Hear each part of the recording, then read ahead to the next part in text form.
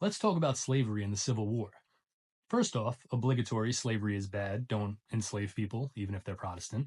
The Catholic Church condemns chattel slavery, but as far as I'm aware, indentured servitude as a form of punishment is not condemned, so there might be a loophole just for future reference.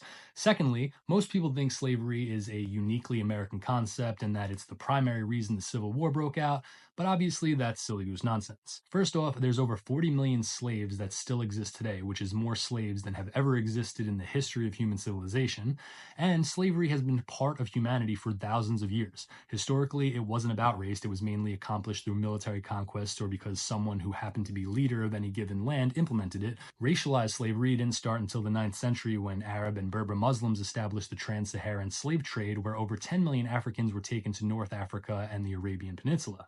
Also, over a million white European people were taken as slaves during the Barbary slave trade between the 16th and 19th centuries, so slavery is also not just unique to black people. Actually, more white people were brought to North Africa as slaves than blacks to America, and whites were still slaves decades after blacks were freed. As for American slavery, 90% of black American slaves were originally owned by other blacks. They were bought in Africa from other black people, and there were also free blacks in America who also owned black slaves, which rarely gets talked about. In fact, American black people today are more likely to be descended from slave owners than the average white person. Also, despite popular cultural depictions of slavery in America as just like the worst sadistic cruelty ever, American slaves had it way better relative to nearly anywhere else in the world, especially in North Africa under Muslims and under blacks in sub-Saharan Africa who were castrating and slaughtering a lot of their slaves.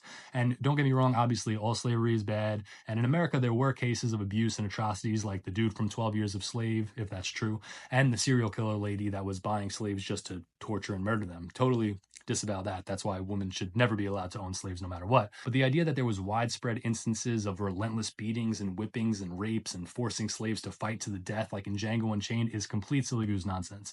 Slave owners essentially viewed slaves as equipment or tools. Abusing their equipment would risk making the slaves attempt to escape or become incapable of doing the job they were supposed to do. In reality, the non-Jewish slave owners were affluent and highly religious people who saw the benefit of keeping their slaves content so they could get the most out of them. Slaves were given food, clothing, and shelter, and many were allowed to read, were taught the gospel, had children, and could stay with their family. And sometimes they were even allowed to engage in hobbies like playing instruments. In fact, blacks under slavery had a higher rate of literacy, two-parent household, and church attendance than American black people today. And while their work was generally agricultural manual labor, like cotton picking, there were also artisans, servants, and dock workers. And while they weren't getting paid in cash money, they were provided with a livelihood that in most cases far exceeded the quality they would have endured in their home country.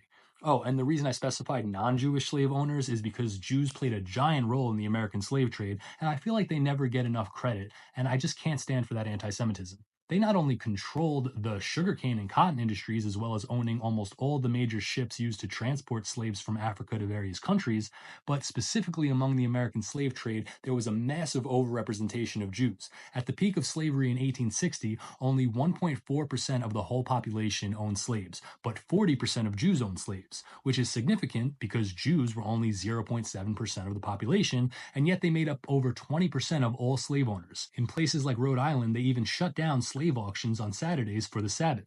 Neat. It's also worth mentioning that around the time of the Civil War, slavery was already on the decline worldwide. France ended slavery in the 1300s, followed by Poland, then Japan and a bunch of other countries were abolishing slavery. It was not a popular practice. And the importation of new slaves into the United States was already banned in 1808. And the Civil War broke out not because the North was just so empathetic and wanted to save those poor black souls who were being mistreated. It's a little more complex than that. But oversimplified, it was about state rights and the economy, essentially, of which slavery played a large part.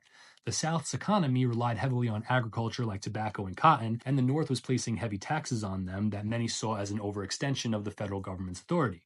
The way the American Union was set up was that each state was essentially supposed to be its own country, implementing its own state laws, but with a small federal government to ensure unity across those states in case of any major conflicts. I personally disagree with that, as I'm much more of a Hamiltonian in the sense that I favor a strong centralized government because it's more in line with Catholic integralist principles of unity, hierarchy, and the common good. But regardless, the fact of the matter is that the Union was originally supposed to be a test run. It was supposed to be a loose confederation of states with a small centralized government with limited powers, and the states that joined the Union wouldn't have done so if they knew that they would never have the option or the ability to leave, as seen in the constitutional ratification debates of 1787. And the Confederate leader and hero, Robert E. Lee himself, didn't even want to secede, but he believed in the right to secede because he felt that the consolidation of the states into an empire would be the precursor of ruin. So even though he didn't want to secede, he didn't want federal government tyranny, and he believed states had the right to secede, especially because the cultural discrepancies between the North and South were so severe, it was essentially two separate countries anyway.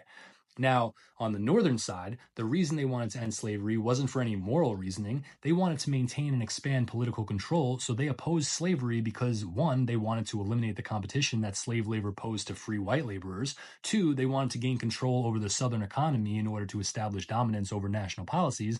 And three, because new states were joining the Union and they feared that the expansion of slavery would give the South more political power in Congress, which would be a detriment to the North's interests. So basically, Abraham Lincoln was a tyrant and probably controlled by Jews who wanted to preserve the Union at all costs because secession would be a detriment to the experiment of democracy. Also, a fun fact is that Abraham Lincoln didn't believe in racial equality and wanted to send all blacks back to Africa. So, in conclusion, both the North and the South were super gay because they weren't fighting for Catholic monarchy.